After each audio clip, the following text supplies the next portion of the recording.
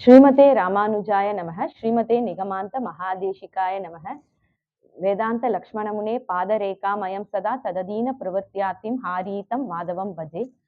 இங்க வந்திருக்கவா அத்தனை பேருக்கும் ஆழ்வார் ஆச்சாரியன் அனுகிரகம் கிடைக்கணும்னு பிரார்த்திச்சுட்டு ஆரம்பிக்கிறேன்.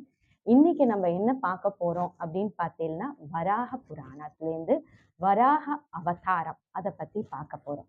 நீங்க பார்த்தீங்கன்னே வராக அவதாரம் இருக்கிறதுலே பார்த்தீங்கன்னா உயர்ந்ததான அவதாரம் பகவான்து. ஏன்னா வராக அவதாரத்தை சொல்லுவோம். ஏன்னு கேட்டுக்கோங்க, நமக்கெல்லாம் அது ரொம்ப உயசத்தி தான். எதனாலன்னா நம்ம இப்ப இருக்கிறது அந்த கல்பத்துல தான், ஸ்வேதவராக கல்பத்துல தான் நம்ம இருந்துட்டு இருக்கோம். அதனால நமக்கு மட்டும் வராக அவதாரம்ன்றது விசேஷமானது அப்படின்னு. இதுல நம்ம இன்னைக்கு நம்ம வராக புராணம் வராக அவதாரம்னா ஒண்ணுன்னு தான் நினைச்சுட்டு இருக்கோம். அதே வராகம் பார்த்தேன்னா யஜ்ஞ வராகம், ஞான வராகம், ஸ்வேத வராகம், வந்தை இடவந்தை வராகம், பிரளய வராகம், சிருஷ்டி வராகம், திருமலை வராகம் அப்படின்ற மாதிரி எண்ணிலடங்கா வராகங்கள் இருக்கு. அதெல்லாம் இன்னைக்கு அழகா கதையா நம்ம அனுபவிக்கலாம். நம்ம கதையா கேட்டாலே நம்ம மனசுல அதெல்லாம் நன்னா பதிஞ்சிரும். அதனால இன்னைக்கு வராக அவதாரத்தை ஆரம்பிக்கலாம். இது பாத்தீங்கன்னா ஸ்ரீமத் பாகவதத்துல சுகபிரம்மம் பரீட்சித்துக்கு சொல்றார். இந்த வராக புராணத்தோடைய கதையை சொல்ல ஆரம்பிக்கிறாரு. அதை நம்ம இன்னைக்கு பார்க்கலாம். அது பார்த்தோம்னா பகவான் ஸ்ரீமன் நாராயணன் எண்ணிலடங்கா அவதாரங்கள் எடுத்தாலுமே வராக அவதாரத்துக்கு ஒரு மேன்மை உண்டு. ஏன்னா எப்படி ஆழ்வார்கள் 12 ஆண்டாள் பூமா பிராட்டியின் அவதாரமா வந்தாலோ அதே பூமாதேவிக்கு இந்த கதையை அவர் சொல்றார் வராக புராணத்துல. அதனால இது வசத்தியாலையும் வசதி அப்படின்னு சொல்லலாம். இந்த ஸ்ரீமத் பாகவதத்துல சுகபிரம்மம் பரீட்சித்துக்கு சொல்லிட்டு இருக்காரு. அதுல இந்த வராக அவதார கதை வருது. அதை அவர் சொல்ல ஆரம்பிக்கிறார். ஆரம்பிக்கும் போது சொல்றார் சுகபிரம்மம் கிட்ட, அதாவது எப்படி சிருஷ்டி தொடங்கியது அப்படின்னு சொல்ல ஆரம்பிக்கிறார். எப்படி தொடங்கியது அப்படின்னு பார்த்தீங்கன்னா, பெருமாளோட நாபி கமலத்திலேருந்து பிரம்மா, சதுர்முகன் அப்படின்னு சொல்லப்படுற பிரம்மா வரார். அவர் தோன்றார். அவர் தோன்றின உடனேவே பார்த்தீங்கன்னா அவர் தோன்றிடுறார். ஆனா பெருமாள் எங்க இருக்காருன்னே அவருக்கு தெரியல. அப்போ நான் எங்கேந்து வந்தன்றதே எனக்கு புரியலையேன்னு சொல்லிட்டு வந்த பிரம்மா பல கோடி யுகங்கள் தபஸ் பண்றாராம். அதுக்கப்புறம் பகவானோட அனுகிரகத்தினால ஆஹா நான் நாராயணனிடம் இருந்து வந்த நான் அப்புறம்தான் அவருக்கே தெரியறதாம். அதுக்கப்புறம் அவர் நாராயணனை வணங்கி, அப்ப நான் உம்மகிட்டேந்து தான் உம்மோட நாபி கமலத்திலேருந்து தான் வந்தனா அப்படின்னு அவரை சேவிச்சுண்டு, நான் இப்ப என்ன பண்ணணும் அப்படின்னு வணங்கி கேட்கிறார். அப்ப அவர் சொல்றாரு, நீ முதல்ல சிருஷ்டி பண்ணு அப்படின்னு சொல்லிட்டு அவருக்கு ஆஞ்ஞை பிறப்பிக்கிறார். உடனேவே அவர் சிருஷ்டிய ஆரம்பிக்கிறார். அதாவது பிரம்மாவை பத்தி சொல்லணும்னா, பிரம்மாவோட ஒரு நாள்ல காலை நேரத்துல 4 யுகங்கள், இரவு நேரத்துல 4 யுகங்கள் அப்படின்றது வருமா. அதாவது ஒரு நாள்லயே பாத்தீங்கன்னா 2 சதுர்யுகம் வருமா. அவருடைய பகல்ல ஒரு சதுர்யுகம், இரவுல ஒரு சதுர்யுகம் அப்படின்னு வருமா. ஒரு பிரம்மாக்கு 100 ஆண்டுகள் அவருடைய காலமா. அப்ப ஒரு நாளைக்கே 8 சதுர்யுகம் வரும்னா அவரோட நேரத்தை நம்ம கணக்கே பண்ண முடியாது. அப்படிப்பட்ட அந்த பிரம்மா சிருஷ்டிய தொடங்க ஆரம்பிக்கிறாரு. முதல்ல தசவித சிருஷ்டிகளை அவர் பண்றாரு. அந்த சிருஷ்டியில என்ன அப்படின்னு பார்த்தோம்னா, இது ரொம்ப முக்கியம். நம்ம எல்லாம் எப்படி வந்தோன்றதே இதுல இருக்கு. 3 விதமான சிருஷ்டி பண்றாரு. அதுல பாத்தீங்கன்னா 10 விதமான சிருஷ்டிகள் வருது. ஒண்ணு பிராகிருதத்துல 6 விதமான சிருஷ்டிகள் வருது. மகத் தத்துவம், அகங்காரம், அந்த அகங்காரத்துல பஞ்சபூதங்கள், பஞ்ச கர்மேந்திரியங்கள், பஞ்ச ஞானேந்திரியங்கள் வருது. அது இல்லாம பஞ்ச தன்மாத்திரயங்கள், அப்புறம் இந்திரியங்கள், இந்திரியங்களோட அதிஷ்டான தேவதை, தமசு, அவித்யை, இது எல்லாமே வருது இந்த இடத்துல. அப்புறம் வைக்கிருத்தம் அப்படின்னு பார்த்தோம்னா அதுல 3 விதம் இருக்கு. வைக்கிருத்தத்துலதான் நம்ம மனுஷங்க வராங்க. ஸ்தாவர சிருஷ்டி வருது. ஸ்தாவரம்னா செடி கொடிகள். அதுக்கப்புறம் பசு பக்ஷி விலங்குகள், பரப்பன, ஊர்வன, திரிபன எல்லாமே வருது. அப்புறம் மனிதர்கள் நம்மலாம் வைக்கிருத சிருஷ்டியில வரும். கடைசியா பாத்தீங்கன்னா தேவ சிருஷ்டியில 8 விதமான சிருஷ்டிகள் ஏற்படுது.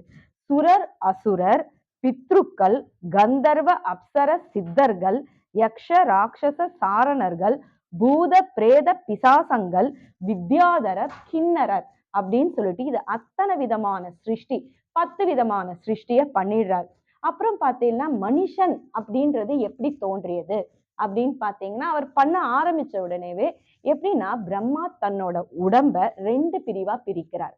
எப்படின்னா ஸ்வயம்பூவ மனு, சதரூபை, தன்னையே ஒரு பாதியில ஆணாகவும் தன்னையே இன்னொரு பாதியில பெண்ணாகவும் பிரிக்கிறார். அதுதான் ஸ்வயம்பூவ மனு சதரூபை அப்படின்னு சொல்லிட்டு பிரிக்கிறார். அப்ப அவா 2 பேருக்கும் குழந்தைங்க பிறக்குது. எப்படின்னா ஆண் குழந்தைங்க 2 பிறக்கிறது. பிரியவிரத்தன், உத்தான பாதன் அப்படின்னு சொல்லிட்டு 2 ஆண் குழந்தைகளும், பெண் குழந்தை 3 பிறக்கிறது. ஆஹூதி, தேவஹூதி, பிரசூதி. இதுதான் ஸ்வயம்பூவ மனுக்கும் சதரூபைக்கும் பிறக்கிற வம்சம்.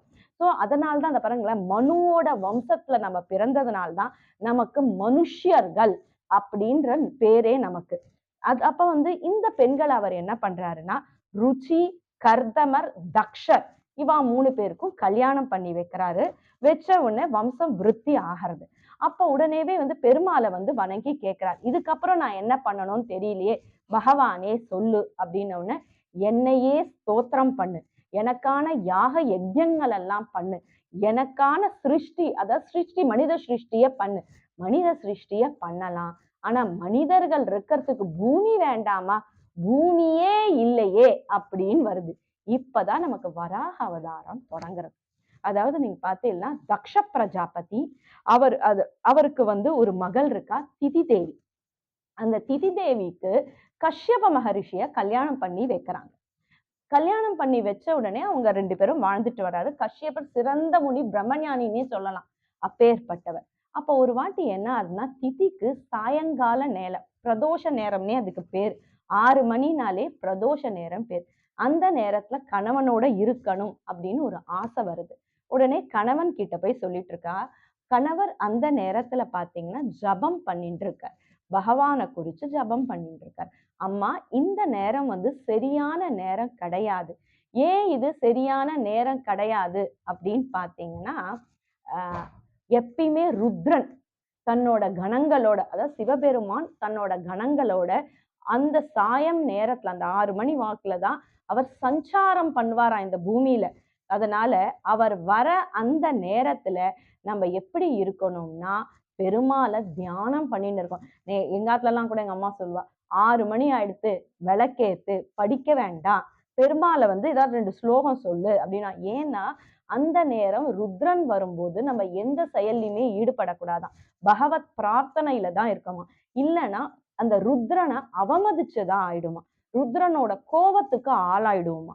அதனால அந்த 6 மணி 5:45 6:15 வச்சுக்கோங்களேன், அந்த நேரத்துல பசங்க என்ன வேலை செஞ்சாலும் செய்யக்கூடாது, பகவத் சிந்தனையில தான் இருக்கணும் அப்படின்னு. ஏன்னா அது ருத்ரனுக்கு உரிய நேரம் அப்படின்னு அவர் சொல்லி பாக்குறாரு. அம்மா, ருத்ரனுக்கு கூறிய நேரம்மா இது, இந்த நேரத்துல நம்ம எது செய்யறதுமே சரி கிடையாது, அதனால நீ செய்யாத அப்படின்னு சொல்லிட்டு அவர் சொல்றாரு.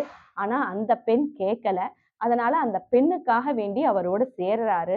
அப்புறம் அது முடிஞ்ச உடனே அவர் போய் ஸ்நானம் பண்ணிட்டு அவர் திருப்பியும் அவரோட தபஸ் பண்றதுல அவர் உட்கார ஆரம்பிக்கிறார். அப்ப என்ன ஆறுதுன்னா, அப்ப அவர் சபிக்கிறார், அம்மா, உன்னோட கெட்ட எண்ணம், உன்னோட கெட்ட புத்தி, உனக்கு இந்த லோகத்திலே கொடிய அசுரர்கள் பிறப்பார்கள் அப்படின்னு சொல்றாரு. என்ன இப்படி சொல்லிட்டேங்களேன்னு அவ கால்ல விழறா. அப்ப அவர் சொல்றாரு, அப்படிதான், வேற வழி இல்லம்மா, ஏன்னா நீ கூடின நேரம் அந்த நேரம். அதனாலதான் அந்த காலத்துல நம் முன்னோர்கள் சொல்லுவாங்க, அதாவது ராத்திரி நேரத்துலதான் ஆண் பெண் சேரணுமே தவிர மத்த நேரத்துல சேரக்கூடாதுன்னு. ஏன்னா சாஸ்திரத்துல அப்படி இருக்கு. அமாவாசை, பௌர்ணமி, நல்ல திதிகள், அதுல எல்லாம் பகவத் சிந்தனை தான் இருக்கணும், மத்த எண்ணங்கள் வரக்கூடாதுன்னே சொல்லுவா. அதனால என்ன ஆகுதுன்னா, உனக்கு இப்ப அம்மா என்னை மன்னிச்சிருங்க, எனக்கு ஏதாவது விமோச்சனம் தாங்க அப்படின்னு கேட்கும்போது, உன்னோட வம்சத்துல ஒரு மகன் பிறப்பான், உனக்கு பேரன். அந்த பேரன் சிறந்த நாராயண பக்தனா இருப்பாமா அப்படின்னு சொல்லிட்டு ஆசீர்வாதம் பண்றாரு. அதே மாதிரி என்ன ஆறுதுன்னா, அவருக்கு பிறக்கிறது தான் பிரகலாதன் இல்லையா.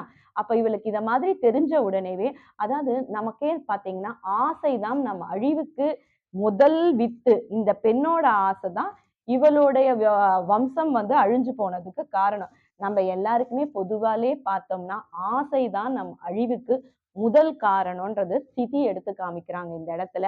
அவ என்ன பண்றா, இந்த குழந்தைங்க பிறத்தா இந்த லோகத்துக்கே ரொம்ப அதர்மமாச்சே, ரொம்ப கஷ்டப்படுமேன்னு இந்த லோக சேமத்திற்காக திதி தன்னோட கர்ப்பத்துல 100 ஆண்டுகள் அந்த கருவை சுமக்கிறா. அவக்கு 100 ஆண்டுகள் கருவை சுமக்கிறா. கெட்ட குழந்தை பிறக்க போறதுன்னு தெரிஞ்ச உடனே சூரியன் சந்திரன் 2 பேருமே தன்னோட ஒளியை மறைக்க ஆரம்பிக்கிறாங்க. ஒளி குன்றிடுறது அவளுக்கெல்லாம்.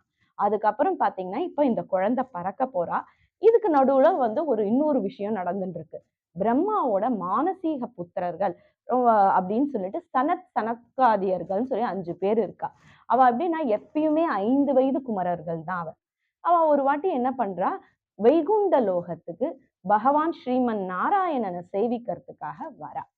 வரும்போது வாசல்ல ஜெயன் விஜயன் பாதுகாவலர், பகவானோட பாதுகாப்பாளர் இருக்கா. நான் உள்ள போய் பகவானை தரிசனம் பண்ணணும் அப்படின்னு அந்த குழந்தைங்க கேட்கறது. அதுக்கு இவ சொல்றா, அதெல்லாம் முடியாதுப்பா, பெருமாள் நித்திரையில இருக்காரு, நான் அனுப்ப மாட்டேன் அப்படின்னு ஜெயன் விஜயன் சொன்ன உடனே இந்த சனகாதிகளுக்கு கோபம் வந்து சபிச்சுடுறா. நீங்க இந்த பூமியில போய் நீங்க பரங்கோ அப்படின்னு சொல்லிட்டு உடனே வந்து என்ன பண்றதுன்னு ஜெயன் விஜயனுக்கு தெரியல. அந்த நேரத்துல பகவான் நித்திரையிலேருந்து எழுந்து வரார். நடந்ததை பார்த்து நீ வந்து வேற மாதிரியா மாத்தலாமேன்னு ஒண்ணு ஒரு 2 இது தரா ஆப்ஷன் சொல்லுவோம்ல. என்னன்னா 3 ஜென்மா அசுராலா இருந்து என் கையால கொல்லப்பட்டு இந்த பூமிக்கு வரியா, இல்ல 7 ஆண்டுகள் மனுஷனா பிறக்கிறியா அப்படின்னு கேட்க உடனே 7 ஆண்டுகள்லாம் 7 ஜென்மா 7 ஜென்மம் வந்து மனுஷங்களா பிறக்கிற அளவுக்கு எனக்கு சக்தி கிடையாது. 3 ஜென்மா அசுரர்களா நாங்க பிறந்து இந்த பூமிக்கு திருப்பி வரோம் அப்படின்னு சொல்லவே அவாதான் வந்து இந்த திதி வயசுல மகனா முதல்ல பாத்தீங்கன்னா கிருத்த யுகத்துல ஹிரண்யாக்ஷன் ஹிரண்யகசுபுவா பிறக்கிறா. அவாலேதான் திரேதா யுகத்துல ராவணன் கும்பகரணனா பிறக்கிறான். அவாலேதான் துவாபர யுகத்துல தந்தத்வரன் சிசுபாலனாக பிறக்கிறார்கள். இப்ப இவாளோட பிறப்பு இப்ப முதல்ல இந்த இவா வயித்துல வந்து இந்த தாயார் திதியோட வயத்துல இப்ப ஜெயன் விஜயன் ஹிரண்யாக்ஷன் ஹிரண்யகசுப்புவாக இருக்கா. அவளோட ஜனனமும் ஏற்பட்ட உடனேவே ராட்சசாலுக்கெல்லாம் யாருமே சொல்லி கொடுக்க வேணாம். இன்னைக்கு நம்பாத்து குழந்தைங்களுக்கே நம்ம சொல்லி கொடுக்கணும்னு அவசியம் இல்லை. நம்ம எப்படி நடந்துக்கிறோமோ அதை பார்த்து நம்ம குழந்தைகள் வந்து நம்மள பின்பற்றோம். இதை செய் அப்படின்னு சொல்லாதீங்க. நீங்க செஞ்சு காமிச்சீங்கன்னா ஒரு 10 நாள் நீங்க ஒரு செயலை செய்யும் போது 11வது நாள் உங்காத்து குழந்தை உங்களை ஃபாலோ பண்ணும். அவ்வளவுதான். நம்ம தனிப்பட்டு குழந்தைங்களை இப்படி செய்ய சொல்லணும் அதை செய்ய சொல்லணும்லாம் கிடையாது. நீங்க செய்யறத அவ செய்வா. அதே மாதிரிதான் இந்த ராட்சசாலுக்குலாம் எப்படின்னா அவ பிறந்த உடனேவே அவளுக்கு வந்து ஞானம் வந்துடும். என்னன்னா நம்ம இந்த லோகத்துல உயர்ந்தவா, எல்லாரையும் ஆட்டி படைக்கிறதுக்கு ஆள்றதுக்கு தான் நம்ம பிறந்திருக்கோம். அதுக்கு முதல்ல நமக்கு வந்து வரம் பெறணும். அந்த வரத்தை வேண்டி அவ என்ன பண்றான்னா தபஸ் பண்றான். இரண்யாக்ஷன் தபஸ் பண்ணி பிரம்மா கிட்டேந்து வரத்தை வாங்குறான். வாங்கின உடனேவே இந்த லோகத்தை எல்லாம் தன்னுடைய கட்டுப்பாட்டுல கொண்டு வராரு. இந்த பூலோகத்தையும் கொண்டு வந்துடுறாரு. அப்புறம் யக்ஷ ராட்சச கிண்ணறர்கள் எத்தனை பேரு, கந்தர்வாகள் வித்யாதரர்கள் பித்ருலோகம் என்னென்ன லோகம் பாதாள லோகத்திலேருந்து எல்லாத்தையும் தன்னோட கட்டுப்பாட்டுல கொண்டு வந்துடுறாரு. இந்திரனே அங்கேருந்து காலி பண்ணிட்டு போய் இந்திரலோகத்துக்கு இவாதான் அதிபதி. நவ கிரகங்களையும் தன்னோட கைக்குள்ளேயே வச்சுக்கிறா. எல்லா விதமான எல்லாருமே இவாளுக்கு அடங்கிதான். பிரம்மா சிவனை தவிர எல்லாருமே இவனுக்கு அடங்கிதான் இருக்கா. அதுக்கப்புறம் என்ன ஆறுதுன்னா நேரம் போய் சமுத்திரராஜன் கிட்ட போய் சண்டை போட கூப்பிடறா. விபாவரி அப்படின்னு பேரு. அவ கிட்ட போய் நீ இப்ப என் கூட சண்டை போட வா அப்படின்றா. உடனே அவர் சொல்றாரு, அப்பா உன் கூட சண்டை போடுறதுக்கு நான் இல்லை, நீ ஸ்ரீமன் நாராயணனை தேடிப்போ, உன் கூட என்னால சண்டை போட முடியாது, உன் கூட சண்டை போடக்கூடிய ஒரே ஆள் அவர் தான். அவரை பார்க்கணும்னு சொல்லிட்டு அவர் இது பண்ணணும்னு சொல்லிட்டு அவன் அலையறான். அப்ப அவரை எப்படி நான் கட்டுக்குள்ள கொண்டு வருதுன்னு பார்க்கும்போது பூமாதேவிய போய் எடுத்துட்டு வந்துடுறான். எடுத்துட்டு நேர பாதாள லோகத்துல எடுத்துன்னு போய் பூமாதேவிய வச்சுன்றான். பூமியே இப்போ இல்ல. இந்த நேரத்துலதான் பெருமாள் சிருஷ்டி பண்ணுன்றார். எங்கேருந்து பண்ணுவார் சிருஷ்டி? சுயம்புவமனவும் சத்தரூப்பையும் முடியாது. அப்ப வந்து இப்ப பூமாதேவியை திருப்பியும் கொண்டு வரணும். அப்ப அத்தனை பிரம்மா, சிவன், தேவர்கள் அத்தனை பேரும், கந்தர்வர்கள், வித்யாதரர்கள் அத்தனை பேரும் போய் பகவானை சுத்தி நின்று பரமபதநாதனான ஸ்ரீமன் நாராயணனை சுத்தி நின்று வேண்டிக்கிறார். நீர் தான் அனுகிரகம் பண்ணி தாயார பீமாதேவிய மீட்டு கொண்டு வரணும் அப்படின்னு உடனே பகவான் அங்கேந்து இவாலாம் சொல்ல சொல்ல வேண்ட வேண்ட சப்த ரிஷிகள் பிரம்மாலேந்து மரிச்சி கஷ்யப்பர் எல்லாரும் ஸ்தோத்திரம் பண்றான் பகவான். நாரதர் எல்லா ரிஷிகள் எல்லாரும் வந்து பர்வதர் எல்லாரும் ஸ்தோத்திரம் பண்ணவே அந்த நேரத்துல பகவானோட நாசி துவாரத்திலேருந்து, அதாவது மூக்கோட துவாரத்திலேருந்து ஒரு சின்ன உருவம் கீழே வந்து விழருது. வெள்ளை பன்றி. உடனே வளர்ந்த அடுத்த நிமிஷமே அது பெரிய உருவமா எடுக்கிறது. 4 கால்களோட அந்த உருவம் மிகப்பெரிய பன்றியா பகவான் உருவெடுக்கிறார். அத்தனை பேருக்கும் தெரிஞ்சிடுது இது ஸ்ரீமன் நாராயணனேன்னு எல்லாரும் கை கூப்பி ஸ்தோத்திரம் பண்ண ஆரம்பிக்கிறா.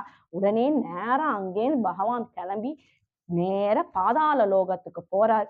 போய் ஹிரண்யா தாயார மீட்டு தன்னுடைய கோரை பற்கள் மேல தாயார் இங்க எடுத்து வச்சுன்றார். பூமாதேவி எடுத்து வச்சுட்டு வரார். இதை பார்த்த ஹிரண்யாக்ஷன் பகவானோட யுத்தம் பண்றார். முதல்ல கதையோட 2 பேரும் சண்டை போடுறார். சண்டை கொஞ்ச நேரம் நீடிக்கிறது. உடனே பெருமாள் சக்கராயுதம் எடுக்கிறா. அத்தோட சண்டை நடக்கிறது. உடனே அங்க இருந்த பிரம்மாதி அத்தனை கணங்களும் சொல்றா, சாயம் நேரம் வந்துடுத்துனா அவனை கொல்ல முடியாதே பகவானேன்னு உடனே பகவான் நேர தன் கைகளால அவனோட செவில்ல வந்து இந்த இடத்துல அடிக்கிறாராம். அடுத்த கணம் அந்த இடத்துலயே அவன் உயிர் பிரியறது. இப்படிதான் வந்து ஹிரண்யாக்ஷன் கொல்லப்படுறார். பூமாதேவி காப்பாற்றப்படுறார். காப்பாற்றப்பட்ட பூமாதேவி பெருமாளுடைய திருமார்புல எப்படி ஏறி வரானா, அவளுக்கு இருக்க உரிமை யாருக்குமே கிடையாதான். நன்னா பெருமாள் மேல கால் வச்சு அவ கால்லேந்து தொடையிலேந்து ஏறி மார்ல ஏறி அங்க மடியில வந்து அந்த இடத்துல வந்து உட்காந்துக்கிறாளாம். உட்கார்ந்த உடனே பெருமாள் கிட்ட இந்த லோக ரக்ஷணத்துக்காக தேவரீர் தான் அனுகிரகம் பண்ணணும்னு அப்படின்னு சொல்ல ஆரம்பிக்கிறா. அப்புறம் பார்த்தீங்கன்னா இந்த பெருமாள் தான் வந்து வராக அவதார கதை. இதே பகவான் பூவராகமாக காட்சி தராரு ஸ்ரீமுஷ்ணம் அப்படின்ற திவ்யதேசத்துல. அங்க நீங்க பாத்தீங்கன்னா இப்ப எல்லா இடத்துலயுமே நீங்க 4 காலோட பெருமாள் இருந்தார். இப்ப வந்த வேலை முடிஞ்சுடுத்து. அப்பா நான் வந்த வேலையை முடிச்சுட்டேன்னு சொல்லிட்டு நிந்துக்கிறார். மனிதன் பாதி மெதுவா வராகமா எழுந்து நின்று, மனுஷன் பாதி வராகம் பாதி மிருகம் பாதின்ற மாதிரி எழுந்து நின்று 2 கையும் எடுத்து இடுப்புல வச்சுட்டு நான் வந்த வேலை முடிஞ்சுடுத்து அப்படின்ற மாதிரி இப்படி இடுப்புல கைய வச்சுட்டு நின்று பகவான் அந்த இதோட காட்சி தராராம். இதுல நீங்க பாத்தீங்கன்னா கிருஷ்ணா அவதாரத்துக்கும் இதுக்கும் ஒரு வித்தியாசம் உண்டு. கிருஷ்ணா அவதாரத்துல எப்படி அப்படின்னு பாத்தீங்கன்னா கிருஷ்ணர் வந்து பூமியில நின்றுண்டு அர்ஜுனனுக்கு வந்து தேரோட்டியா இருந்துட்டு எல்லாத்தையும் சாதிப்பார். அத பகவத்கீதைய சொன்னார். ஆனா இந்த இடத்துல எப்படின்னா பூமியையே இவர் தன்னுடைய கோரை பற்களுக்கு நடுவுல வச்சு அழகா வந்து அந்த பூமி எப்படி இருந்ததுன்னா வராகத்துக்கு ஒரு பொட்டு மாதிரி இருந்துதான். அப்படி வந்து இருந்து அவர் வந்து காட்சி தராராம் ஸ்ரீமுஷ்ணம் அப்படின்ற திவ்ய தேசத்துல. இது பாத்தீங்கன்னா பூவராக கஷேத்திரம் அப்படின்னு பேர் பெற்றது. அப்புறம் பாத்தீங்கன்னா யஞ்ஞ வராகம். முதல்ல வராக அவதாரம், பூவராகம், இப்ப யஞ்ஞ வராகம். இப்ப பெருமாள் வந்து இந்த பூமாதேவியை காப்பாற்றுறதுக்காக பூமாதேவியை தன் கோரை பற்களுக்கு நடுவுல எடுத்து வச்சுன்னு வெளியில வரும்போது யஞ்ஞ ரூபமாகவே காட்சி தராளாம். எப்படி யஞ்ஞம்னா எப்படி ஒரு யஞ்ஞத்துக்கு என்னென்ன தேவை? ஒரு அக்னி வேணும், நெய் வேணும், அதாவது அதுக்கு தேவையான வஸ்துக்கள் அதெல்லாம் தேவை. இப்ப பகவானோட உருவமே யஞ்ஞமா காட்சி தந்துதான். எப்படின்னா பகவானோட தோள்கள் காயத்ரி மந்திரமாகவும், பகவானுடைய ரோமங்கள் தர்பயாகமாகவும், பகவானோட கண் நெய்யாகவும், பகவானோட திருவடி சதுர்லோகமாகவும், பகவானுடைய உதடு ருகு கரண்டியாகவும், மூக்கு சிவம்ன்ற பாத்திரமாகவும், முகம் வயிறு இடாவாகவும், நாக்கு சோமமாகவும், காது சமக்கமாகவும், வாய் பிரம்ம பாத்திரமாகவும் காட்சி தரலாம். அதாவது யாக யஞங்கள் நம்ம எதற்காக பண்றோம் அப்படின்னு பாத்தீங்கன்னா இந்த லோக சேமத்திற்காக. அதே மாதிரி நம்ம யஞ்ஞ வராகமாக பகவான் இந்த லோக சேமத்திற்காக திரு அவதாரம் பண்றார். அடுத்தது நம்ம எல்லாம் திருப்பதி திருமலை கஷேத்திரத்துக்கு போயிருக்கோம். ஆனா அங்க ஒரு வராக பெருமாள் இருக்கா, இது எத்தனை பேருக்கு தெரியும் தெரியல. அதை பார்க்கலாம். திருமலை வராகர் அப்படின்னு பேர் அவருக்கு. அதாவது உண்மையாவே இந்த கதையை இன்னைக்கு நான் சொல்ற கதையை கேட்டீங்கன்னா, வராகனை சேவிக்காம ஸ்ரீனிவாச பெருமாளை சேவிச்சு பயன் கிடையாதாம். அதாவது அப்படி ஒரு வரத்தை அவர் வாங்கி வச்சுருக்கார். வராக பெருமாள் அப்படி ஒரு வரம் வாங்கி வச்சுருக்கார். என்ன சேவிச்சுட்டு என்னோட திருவடி, அதாவது சடாரி யார் தலையில இருக்கோ அவளுக்கு தான் நீ அனுகிரகம் பண்ணணும். அப்படி இல்லைன்னா அவ எவ்வளோ வந்தாலும் எப்படி வந்தாலும் அவளுக்கு அனுகிரகம் கொடுக்க கூடாது. அதனால இன்னைக்கும் நீங்க போய் சேவிக்கலாம். ஆனா உங்களுக்கு பிளெஸிங் கிடைக்குமா அப்படின்னு கேட்டீங்கன்னா, வராகனை சேவிச்சா மட்டும்தான். முதல்ல வராகனை நான் முதல்ல திருப்பதி பெருமாளை சேவிச்சுட்டு டைம் இருக்கும் போது போய் அங்க சேவிச்சுக்கிறேன். இவரை சேவிச்சுட்டு அங்க போனாதான் அவரோட அனுகிரகம் நமக்கு கிடைக்கும். அப்படி புராணத்திலையும் எல்லா இடத்துலயும் அப்படி ஒரு கதை வருது. அதை இன்னைக்கு பார்க்கலாம். அதாவது கந்தர்வன் ஒருத்தர் இருந்தார். அவருக்கு ஒரு சாபம் ஏற்படுறது. அந்த சாபத்தின் காரணமாக அவர் வசு அப்படின்ற வேடுவனாக பிறக்கிறார். வேடுவனாக பிறந்த அவர் என்ன பண்றாருன்னா, தினைக்கும் தன்னோட சாப்பாட்டுக்காக மிருகங்கள் எல்லாம் வேட்டையாடி சாப்பிட்றாரு. அப்போ அவருக்கு ரொம்ப காலம் இப்படி பண்ணிட்டு இருக்கும் போது அவருக்கு ஒரு எண்ணம் தோன்றது, இது தப்பாச்சு, நான் ஒருத்தரை கொன்னு அதை நான் சாப்பிட்றேன்னா அந்த பாவம் எவ்வளவு கொடியது அப்படின்னு அவளுக்கு தோணவே, இனி நான் இந்த மிருகவதைய செய்ய மாட்டேன், மாமிசத்தை சாப்பிட மாட்டேன் அப்படின்னு ஒரு பிரதிஞ்ஞை எடுத்துட்டு திணைலாம் இருக்கு இல்லையா, அந்த திணைய பயிரிடுறார். அந்த திணைய பயிரிட உடனே அது பயிரிடுறார். தினைக்கும் பயிரிடுறாரு, அதுக்கு ஜலம் பாய்ச்சுறாரு. பார்த்தா ஒரு பன்றி தினைக்கும் அந்த திணைய அந்த அவர் எங்கெங்க பயிர் பண்ணியிருக்காரோ அதெல்லாம் அழிச்சிட்டு போயிடுறது. இது என்ன இப்படி பண்றதேன்னு அவருக்கு கோபம் வந்துடுறது அந்த வசுக்கு. ஒரு நாளைக்கு ஒரு ஆயுதத்தை எடுத்துட்டு அந்த பன்றிய வெட்டுறதுக்காக கிளம்பி போறாரு. அதுவும் ஓடுறது, இவரும் பின்னாடியே போறாரு. ஒரு இடத்துல போன போது அவர் வெட்டுறதுக்கு போகும்போது ஒரு அசிரீரியாக ஒரு வார்த்தை கேட்கறது, அப்பா அந்த பன்றி போய் ஒரு புற்றுல போய் மறைஞ்சிடுறது. உடனே அந்த இடத்துல ஒரு அசரீரி சொல்றது, நான் தான் வராக சுவாமி, என்னக்காக இங்க நீங்க கோவில் கட்டுங்கோ, 1008 காராம் பசுவோட பால், 1008 குடம் காராம் பசுவோட பாலை என்னோடைய அந்த புத்துல கொட்டிண்டே வாங்கோ. எனக்கு எப்ப நான் நிறுத்துறனோ அப்ப நான் தெரிவேன். அப்ப எனக்கு அந்த கல்லுலயே எனக்கு வராகமா சிற்பம் பண்ணி லக்ஷ்மி வராகமா என்ன சேவிங்கோ அப்படின்னு சொல்றாரு. உடனே இவர் ராஜா கிட்ட போய் சொல்லுன்றாரு அந்த அசிரீரி. அதே மாதிரி இந்த வசு போய் ராஜா கிட்ட சொல்றார். அந்த காலத்துல காராம் பசு பால்லாம், காராம் பசுவே ராஜா கிட்ட மட்டும்தான் இருக்குமா, அது விசேஷமான பசுவாம். அதனால அந்த பசுவோட பால் 1008 கொட்டுறதுக்குள்ள பாதியிலேயே பாத்தீங்கன்னா அந்த பெருமாளோட விக்கிரகம் அந்த கல் தெரிய ஆரம்பிச்சிடுறதான். அசிரீரி சொல்றதான், போதும் விக்கிரகம் தெரிஞ்சிடுது, கல்லு தெரிஞ்சிடுது, இதுலயே நீங்க லக்ஷ்மி வராகத்தை செதுக்குங்கோ. எப்படி செதுக்கணும்னா மிச்சமே இல்லாம, அதை உடைச்சு கிடச்சு இல்லாம அதுலயே ஒரு உருவத்தை செதுக்குங்கோன்னு லக்ஷ்மி வராகத்தை அதுலயே இன்னைக்கும் நீங்க பாத்தீங்கன்னா ஒரு ஷேப்பே இல்லாம அந்த லக்ஷ்மி வராக சுவாமி இருப்பாரு. லக்ஷ்மி வராகமா அங்க செதுக்குறா. அப்ப இனி நான் எங்க போய் இருக்கிறது, செதுக்கியாச்சு, அப்ப நான் தங்கறதுக்கு மலை வேணும் அப்படின்னு ஒண்ணு நேர கருட பகவான கூப்பிடுறார். கருட பகவான் வரார். கருடன் கிட்ட சொல்றா, நான் வைகுண்டத்துல கிருத பர்வதம், கிரீடா பர்வதம், கிரீடானா விளையாடுற இடம், நான் விளையாடுற அந்த மலை வைகுண்டத்துல இருக்கு, அதை எடுத்துட்டு வா அப்படின்னு ஒண்ணு. அதை எடுத்துட்டு வரா. அந்த மலையில தான் சுவாமி வராகர் அங்க போய் இருக்க ஆரம்பிக்கிறார். அப்புறம் கருடன் கிட்ட சொல்றார், அப்பா எனக்கிட்ட நான் குளிக்கிறதுக்கு தீர்த்தம் வேணும், வைகுண்டத்துல இருக்க ஐராவதம்ன்ற தீர்த்தத்தை கொண்டு வா அப்படின்னு அதை கொண்டு வரார். அதுதான் சுவாமி புஷ்கரணி. அப்படிதான் வராகர் அந்த கஷேத்திரத்துக்கு சேரறார். முதல்ல வந்தவர் வராகரே. அதுக்கப்புறம் வந்தவர், கலியுகத்துல வந்தவர் தான் ஸ்ரீனிவாச பெருமாள். அதனாலதான் அந்த மலைக்கு கருடன் கொண்டு வந்ததுனால கருடாத்ரி. அதே மாதிரி பெருமாளோட விளையாடுற அந்த மலை கிரீடா பர்வதம்ன்றதுனால கிரீடாத்ரி. நாராயணனே இங்க வந்ததுனால நாராயணாத்ரி அப்படின்ற மாதிரி, அத்ரினா மலை, இப்படின்ற ஒரு பெயர்கள்லாம் இதற்கு சேர்ந்தது. அதுக்கப்புறம் பார்த்தீங்கன்னா அதனால இங்க இருக்கிற பெருமாள் முதல்ல பூமிக்கு மேலேந்து வந்ததுனால ஆதிவராகம், ஆதிவராக கஷேத்திரம் அப்படின்னே திருமலைக்கு பேரு. ஏன்னா இந்த பகவானாலதான் அவருக்கு அந்த பேர். அடுத்தது பாத்தீங்கன்னா ஞான வராகன். தாயார தூக்கிட்டு வராளா, தாயார மடியில உட்காத்தி வச்சோன்னா தாயார் முதல் கேள்வி, என்னோட பசங்களெல்லாம் நீ காப்பாத்தணும், கண்டிப்பா நீ காப்பாத்தணும், என்ன செய்யணும் நாங்க அப்படின்னு பெருமாள் கிட்ட கேக்குறா நமக்காக வேண்டி. உடனே பகவான் சொல்றாராம், எதுவுமே வேண்டாமா, என்ன நினைச்சு ஸ்தோத்திரம் பண்ண சொல்லு, என்ன நினைச்சு அர்ச்சனை பண்ண சொல்லு, என்ன நினைச்சு சரணாகதி பண்ண சொல்லுமா, நான் அவளை கண்டிப்பா காப்பாத்துறமா அப்படின்னு சொல்லிட்டு பகவான் சொல்றாராம். இந்த இடத்துலதான் வராக சரம ஸ்லோகமா அமையும். எப்படின்னா,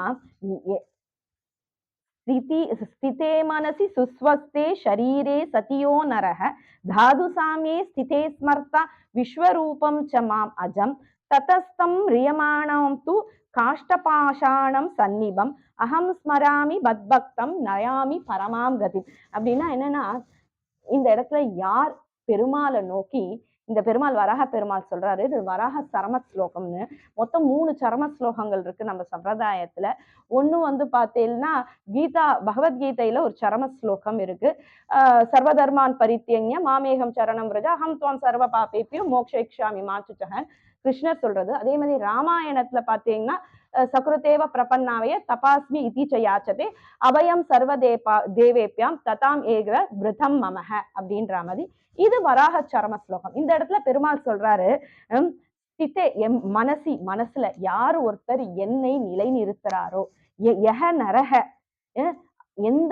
எந்த மனிதன் என்ன மனசுல நிலை நிறுத்தி, எப்படி என்ன நிலை நிறுத்தணும்னா, நான் விஸ்வரூபம் மாம் அஜம், நான் அழிவில்லாதவன், நானே இந்த லோகம் ஃபுல்லா அத்தனை பேருக்கும் அந்தர்யாமியாகவும் உள்ளிருந்தும் வெளியிலிருந்தும் ஒருத்தரை தாங்குவது நான் அப்படின்னு யார் என்ன நினைச்சு இத மாதிரி என்ன நினைக்கிறாங்களோ அவங்க தத்தக தம் ரியமானாம், அவங்க காஷ்ட பாஷான கல்லாவோ கட்டையாகவோ எப்படியோ அவர் இறக்கும் போது அவங்க எப்படி இருந்தாலும் மத்து பக்தம் என்னுடைய பக்தனை அகம் ஸ்மராமி நான் நினைவு பண்ணிப்பேன். என்ன அவன் இத மாதிரி நான் தான் அத்தனைக்கும் விஸ்வத்துக்கே அதிபதி அப்படின்னு சொல்லிட்டு என் திருவடியை பணிஞ்சுட்டானா, அவன் இறக்கும் போது நான் அவனை நினைவு கூறி பரமாம் கதிம் நயாமி உயர்ந்ததான வைகுண்ட பிராப்தியை அவனுக்கு தருவேன் அப்படின்னு சொல்றாரு. இதனால இந்த இடத்துல பகவான் ஞானவராகனாக காட்சி தரார். என்ன ஞானம்னா, இந்த லோகத்துல பகவான அடையிறது மட்டும்தான் சம்சாரத்திலேருந்து நமக்கு விலக்கு. அதாவது சம்சாரத்திலேருந்து நம்ம விலகி பெருமாளை அடையணும், இதுதான் நமக்கு தேவையான ஞானம். இந்த ஞானத்தை என்னை யார் உணர்கிறாளோ அவன் அறிவான் அப்படின்றதுனால ஞான வராகனா காட்சி தராரு.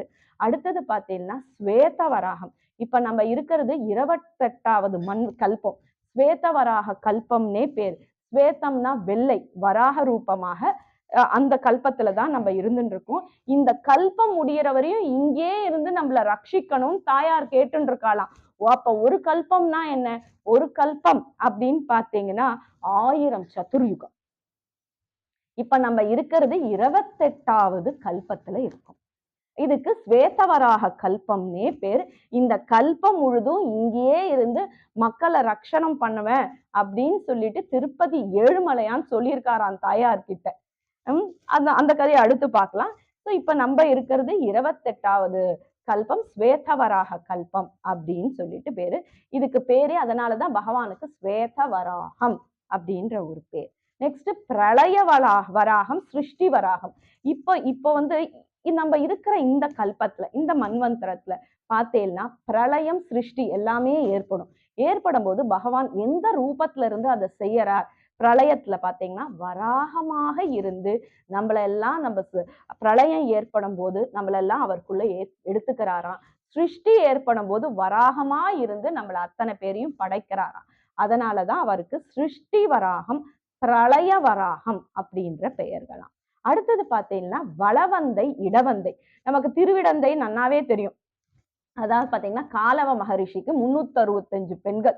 அந்த பெண்கள் எல்லாம் ஒரு நாள் ஒரு பெண்ணையா பகவான் கல்யாணம் பண்ணிட்டு கடைசியா அகிலவல்லி நாச்சியாராக அத்தனை பெண்ணும் ஒரே ரூபத்துல அந்த பெருமாளை கல்யாணம் பண்ணிப்பா. அதுதான் திருவடந்தை நித்திய கல்யாண பெருமாள். தினைக்கும் அவருக்கு கல்யாணம் நடக்கும் அந்த கஷேத்திரம். நம்ம அத்தனை பேருக்கும் தெரியும். அங்கெல்லாம் பாத்தீங்கன்னா தாயார் இடது பக்கத்துல தான் இருப்பா. ஆனா ஒரு இடத்துல மட்டும் தாயார் பலவேந்தையா வலது பக்கத்துல உட்கார்ந்துட்டு இருப்பாராம் வராக பெருமாளுக்கு. அது எப்படி அப்படின்னு பார்த்தோம்னா, பெருமாள் வந்து அந்த இடத்துல ஒரு ராஜா வாழ்ந்துட்டு இருந்தாராம். ஆதி கேசவ ராஜா. இவர் மல்லபுரம் கடல் இங்க வந்து திருக்கடல் மல்லைய பத்தி சொல்லல. அங்க வந்து ஸ்தலசயன பெருமாள். இப்ப நான் சொல்ல போற பெருமாள் வந்துட்டு அப்புறம் தான் அந்த கஷேத்திரத்துக்கு அந்த பெருமாள் வந்து சேரறார். நம்ம வந்து திவ்ய தேசம், இத்தனைக்கும் ஸ்தலசயன பெருமாள்ன்றது திவ்ய தேசம் இருந்தாலும் திருக்கடல் மல்லையில திவ்ய தேசமா இருந்தாலும் அவருக்கு முன்னாடியே இந்த பெருமாள் வந்திருக்காராம். யாருன்னு பார்க்கலாம். அங்க ஒரு ராஜா வாழ்ந்துட்டு வந்திருந்தாரு, ஆதி கேசவ ராஜா. அவர் என்ன பண்றாருன்னா, அந்த ஊர்ல மாமல்லபுரத்துல இருக்காரு. அந்த மாமல்லபுரத்துல எந்த கோவில்களுமே கிடையாதாம். அதனால அவர் தினைக்கும் என்ன பண்ணுவாருன்னா, ஆத்துலேருந்து கிளம்பி நேர திருவிடந்தைக்கு போய் பெருமாள் சேவிப்பாராம். நித்திய கல்யாண பெருமாளை சேவிச்சுட்டு அங்கேருந்து நேர திரும்பி வந்து 4000 பக்தர்களுக்கு சாப்பாடு போடுவாராம், அன்னதானம் பண்ணுவாராம். அந்த அன்னதானம் முடிச்சிட்டு அப்புறம் தான் சாப்பிடுவாராம். இது ஒரு வழக்கத்தை அவர் வச்சுட்டு இருந்தாராம். அவருக்கு வந்து தன்னோட ஊர்ல ஒரு பெருமாள் இல்லையே அப்படின்ற ஒரு ஏக்கம் ரொம்ப ஜாஸ்தியா இருந்துதான். அதனால அவர் என்ன பண்ணுவாராம், தினைக்கும் இதை பண்ணிட்டாராம். பெருமாள் இவருக்கு எப்படியாவது அனுகிரகம் பண்ணிடணும்னு முடிவெடுத்தாராம். ஒரு தாத்தா பேத்தி ரூபத்துல பெருமாள் வராக பெருமாளும் பூமி விராட்டியும் வராலாம். வந்தாலாம் ஒரு தாத்தா பேத்தியா வந்து, ரொம்ப பசிக்கிறது ராஜா, எனக்கு சாப்பாடு போட. அவர் சொல்றாரு, அப்பா நான் எப்பயுமே திருவிடந்தைக்கு போவேன், பெருமாளை சேவிப்பேன், வந்துதான் அன்னதானத்தையே தொடங்குவேன்ப்பா. இல்ல எனக்கு ரொம்ப பசிக்கிறது, நீ சொல்ற நேரம் வரையும் எனக்கு உயிரோட இருப்பனாவே தெரியல, அவ்வளோ பசி அப்படின்னு உடனேவே பெருமாளை வேண்டிக்கிறாராம். அதாவது அதிதி சத்காரம் தான் முதல்ல, அதுக்கப்புறம் தான் பகவானே நீரே இந்த ரூபத்துல வந்து இதை ஸ்வீகரிச்சுக்கிறீர் நினைச்சுண்டு நான் உமக்கு சாப்பாடு போடுறேன் அப்படின்னு சொல்லிட்டு அந்த சாப்பாடை அவளுக்கு போட்டோம்னா அவளும் அந்த சாப்பாடை அமுது செய்யறாளாம், சாப்பிட்றாராம். சாப்பிட்டுட்டு அந்த பெருமாள் வந்து அதாவது இந்த ராஜாவுக்கு ஒரு வழக்கமா அத்தனை பேர் இலையும், இன்னைக்கு நம்ம வந்து ஒருத்தரோட எச்சத்தட்டை எடுக்க அவ்வளோ யோசிக்கிறோம் அதிதிங்களோட கெஸ்டோட, ஆனா அத்தனை 4000 பக்தர்களோட எச்ச இலையில அவள் எடுப்பாராம். அவ்வளோ பகவத் பக்தியும் அவருக்கு. அதே மாதிரி இவ 2 பேரும் சாப்பிட்டாச்சு, இவாளோட இலையை எடுத்துட்டு கையை அலம்பிட்டு வரலான்றதுக்காக ராஜா போறதுக்குள்ள இவனுக்கு வந்த உடனே நம்ம காட்சி கொடுத்தணும்னு உடனேவே அந்த தாத்தா பேத்தி ரூபத்துல இருந்த வராகரும் பூமி பிராட்டியும் வராகரம் உடனேவே பெருமாள் ரூபத்தை எடுத்தான். அவன் வரத்துக்குள்ள காட்சி தந்துடணுமா, அவனுக்கு உடனே அனுகிரகம் பண்ணிடணுமா அப்படின்னு பெருமாள் உடனே வராகமாவும் அவசரத்துல தாயாரை எடுத்து வலது பக்கம் வச்சுட்டாராம். அதனாலதான் பார்த்தீங்கன்னா வலது பக்கத்துல இந்த ஸ்தலத்துல இருப்பாலாம். நீங்க பாத்தீங்கன்னா மலைய கொடைஞ்சு எடுத்தா மாதிரி ஒரு கோவில் இருக்கும். நீங்க கடல் மல்லை திவ்ய கஷேத்திரத்துக்கு போனீங்கன்னா, இது திவ்ய தேசம் கிடையாது, அதுக்குள்ள அந்த தெருக்கு உள்ள போனீங்கனாலே வலது பக்கத்துல அந்த கோவில் இருக்கும். அதாவது மலைய கொடைஞ்சு எடுத்தா மாதிரி அந்த இடத்துல அந்த பெருமாள் அந்த தாயாரோட பூமாதேவியோட இருப்பா. இவருக்காக வேண்டி கபகபன்னு இப்படி காட்சி கொடுத்தாராம். அதனால அந்த இடத்துல மட்டும் பெருமாள் எப்படி இருக்காராம், இவருக்காக தாயார வலது பக்கத்துல அவசரத்துல தூக்கி எடுத்து வச்சுட்டாராம். அப்ப அந்த ராஜா கேக்குறாராம், எனக்காக நீ இங்கேயே இருக்கணும், எங்க ஊருக்கு கோவிலே இல்லைன்னு பகவான் அவருக்காக அங்கேயே இருந்து எப்பொழுதும் அனுகிரகம் பண்ணிட்டு இருக்காராம். அதுக்கப்புறம் வந்த கஷேத்திரம் தான் ஸ்தலசயன பெருமாள்னு சொல்லிட்டு கடல் மல்லையில. அதுக்கப்புறம் நம்ம எல்லாருக்குமே இந்த வராக அவதாரத்துல ஒரு அழகான ஒரு விஷயம் எனக்கு தெரியும். என்னன்னா, நீங்க எந்த சன்னதிக்கு எந்த கஷேத்திரத்துக்கு வராகத்தை போய் சேவிக்க போனாலும், பெருமாளை சேவிக்க போனாலும் அவரோட திருவடியில ஆதிசேஷன் இருப்பார். அது ஏன் அப்படின்னு பாத்தீங்கன்னா, பெருமாள் தாயார மீட்டு கொண்டு வராரு இல்லையா பூமாதேவிய பாதாள லோகத்திலேருந்து. அப்ப என்ன ஆச்சா, அந்த நாகம் பெருமாள் காலை ஒட்டின்றுமா, உன்னை விட்டு நான் பிரிய மாட்டேன்னு சொல்லி ஒட்டின்றுமா. அதனாலதான் உன்னை விட்டு நான் பிரிய மாட்டேன்னு சொல்லிட்டு இன்னைக்கும் பெருமாள் எந்த ஸ்தலத்துக்கு போனாலும் வராகரோட திருவடியில சேஷம் இருக்குமா. இப்பேற்பட்ட வராக அவதாரத்தை இன்னைக்கு நம்ம சேவிச்சிருக்கோம். முடிக்கும் போது நம்ம தாயார் பாசுரம் இல்லாமையா, பாசி தூர்த்து கடந்த பார்மகளுக்கு பண்டொரு நாள் மாசுடம்பின் நீர்வாரா மானமிலா பன்றியார் தேசுடைய தேவர் திருவரங்கத்து செல்வர் பேசி இருப்பனகள் பேர்ப்பனவும் பேராவேன்றா மாதிரி ஆண்டாள் நம்மளுடைய பெருமாளை பத்தி அழகா இந்த வராக அவதாரத்தை பத்தி சொல்லியிருக்கிறத சொல்லி இன்னைக்கு முடிக்கிற இந்த இடத்துல ஸ்ரீமதே ராமானுஜாய நமக.